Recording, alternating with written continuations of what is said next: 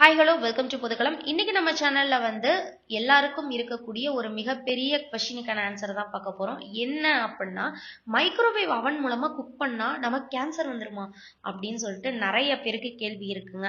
அது மட்டும் இல்லாம மைக்ரோவேவ் அவன் மூலமா ஃபுட்டு குக் பண்ணோம் அப்படின்னா அதுல இருக்க சத்துக்கள்லாம் நமக்கு கிடைக்காது அப்படின்னு சொல்லியும், இன்னும் சிலருக்கு என்ன டவுட் இருக்கு அப்படின்னா, நம்மளுடைய எலும்புகளை வீக் ஆக்கிடும் அப்படின்னு சொல்லிட்டும் நிறைய கேள்விகள் இருக்கு. அவங்க எல்லாருக்கும் பதில் சொல்லும் விதமா தான் இந்த வீடியோவை நான் போட்டிருக்கேன். ஸோ வீடியோவை எந்த இடத்துலையும் ஸ்கிப் பண்ணாம ஃபுல்லா பாருங்க, உங்க ஃப்ரெண்ட்ஸ்க்கும் ஷேர் பண்ணுங்க. ஃபர்ஸ்ட் நம்ம எல்லாரும் தெரிஞ்சுக்க வேண்டிய முக்கியமான விஷயம் என்ன அப்படின்னா, அவன்ல எப்படி சாப்பாடு குக் ஆகுது அப்படின்னு சொல்லி நம்ம தெரிஞ்சுக்கணும்.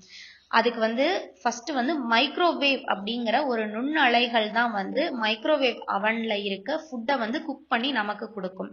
இதனால எல்லாருக்கும் ஒரு டவுட் இருக்கு. என்ன அப்படின்னா, ஒருவேளை மைக்ரோவேவ்ஸ்லாம் நம்ம சாப்பிடுற சாப்பாட்டுல இருக்குமோ அப்படின்னு சொல்லி நிறைய பேருக்கு டவுட் இருக்கு. அப்படி கிடையாதுங்க.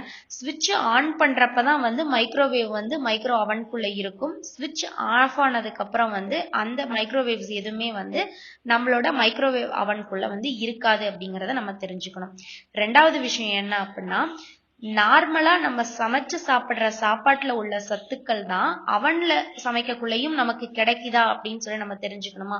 கண்டிப்பா அதே சத்துக்கள் தான் நமக்கு அவன்ல குக் பண்ணக்குள்ளேயும் கிடைக்குது. அவனுக்குள்ள இருக்கக்குள்ள எந்த ஒரு சத்துக்களும் குறையறது இல்லை அப்படின்னு சொல்லியும் நம்ம தெரிஞ்சுக்கணும்.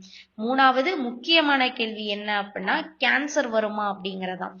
இதுவரைக்கும் மைக்ரோவேவ் அவன்ல குக் பண்ணி அதை சாப்பிட்ட ஃபுட்டுனால நமக்கு கேன்சர் வந்துச்சு அப்படின்னு சொல்லிட்டு இதுவரைக்கும் எந்த ஒரு ப்ரூஃப்மே இல்லைங்க.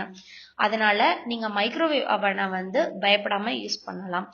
நீங்க அப்படி யூஸ் பண்ண போறீங்க அப்படின்னா ஒரு சில முக்கியமான விஷயங்களை நீங்க தெரிஞ்சுக்கணும். என்னென்ன விஷயம் அப்படின்னா, ஃபர்ஸ்ட் மைக்ரோவேவ் அவனோட டோர் கரெக்டா லாக் ஆயிருக்கா அப்படிங்கறத நம்ம தெரிஞ்சுக்கணும். ஒருவேளை லாக் ஆகாம இருக்கு அப்படின்னா அதன் மூலமா அந்த மைக்ரோவேவ்ஸ் எல்லாம் வெளியில வரும்.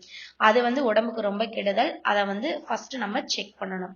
ரெண்டாவதா அந்த சேஃப்டி லாக், அதாவது சைல்ட் லாக் கரெக்டா டஸ்ட் இல்லாம கிளீனா இருக்கா அப்படிங்கறத பாத்துக்கணும். ஏன்னா ஒருவேளை டஸ்ட் இருந்துச்சு அப்படின்னா அது வழியாவும் மைக்ரோவேவ்ஸ் வர்றதுக்கு சான்சஸ் இருக்கு. அதனால அதையும் நீங்க நல்லா செக் பண்ணிக்கணும். மூணாவதான விஷயம் என்ன அப்படின்னா, நீங்க ஃபுட்டு குக் ஆயிடுச்சு, மைக்ரோ அவனை ஓபன் பண்ண போறீங்க அப்படின்னா ஒரு 4 feet டிஸ்டன்ஸ்ல இருந்து தான் நீங்க ஓபன் பண்ணணும். இல்ல அப்படின்னா 50 சென்டிமீட்டர் டிஸ்டன்ஸ்ல இருக்கணும். இதுதான் இன்டர்நேஷனல் ஸ்டாண்டர்டுங்க.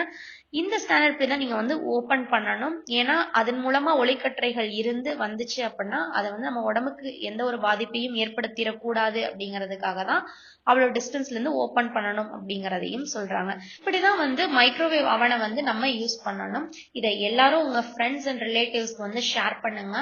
அடுத்ததா நம்ம வேற ஒரு இன்ட்ரெஸ்டிங்கான டாபிக்ல சந்திக்கலாம். தேங்க்யூ.